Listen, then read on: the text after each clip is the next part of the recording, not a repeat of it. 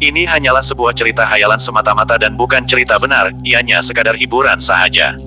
Di sebuah desa terpencil, terdapat sekelompok pemuda yang penasaran dengan mitos kuno tentang ritual pemanggilan roh. Mereka sering mendengar cerita tentang kekuatan gaib yang bisa memberikan mereka kekayaan dan kekuasaan.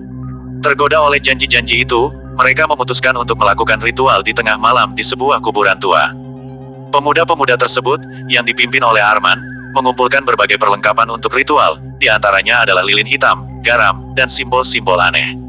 Meski ada beberapa warga desa yang mengingatkan mereka akan bahaya itu, ketiganya tidak menghiraukannya dan langsung melanjutkan rencana mereka. Ketika malam tiba, mereka berkumpul di kuburan dengan penuh semangat dan ketegangan. Setelah mengatur semua perlengkapan, Arman mulai membaca mantra yang telah mereka temukan dari buku tua. Suasana mencekam mulai terasa ketika angin bertiup kencang, dan suara gemerisik daun seolah-olah memanggil jiwa-jiwa yang terperangkap. Tiba-tiba, tanah di depan mereka bergetar, dan sosok bayangan muncul. Namun, bukan kekuatan dan harta yang mereka harapkan, melainkan makhluk mengerikan dengan wajah menyeramkan dan mata yang menyala merah.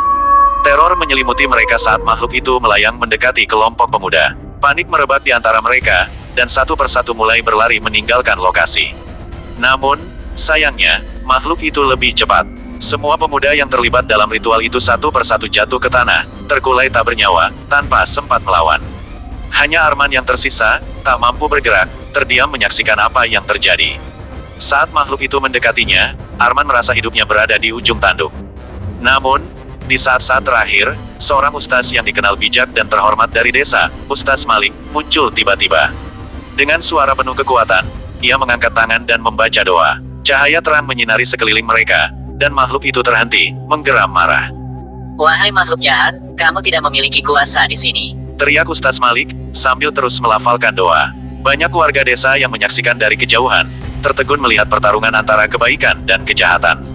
Cahaya semakin membesar, membuat makhluk itu semakin lemah. Dengan satu tekanan kuat dari Ustaz, makhluk jahat itu akhirnya menghilang, kembali ke kegelapan. Arman, yang hampir tak bernyawa, diselamatkan dari ambang maut oleh kehadiran Ustaz Malik. Setelah peristiwa itu, Arman berjanji untuk tidak pernah bermain dengan hal-hal gaib lagi. Ia memutuskan untuk belajar dari Ustaz Malik, mengajarkan hikmah harmoni antara iman dan pengetahuan. Namun, bayang-bayang kejadian malam itu akan selalu menghantuinya, menjadi pengingat akan akibat fatal dari keserakahan dan ketidakpedulian terhadap kepercayaan yang ada. Desa itu tidak lagi menjadi tempat bagi ritual-ritual gelap. Secara perlahan, mereka kembali hidup dalam harmoni, dengan Arman yang kini menjadi penerus ajaran Ustaz Malik, menyebarkan pesan bahwa kekuatan sejati terletak pada iman dan kebijaksanaan.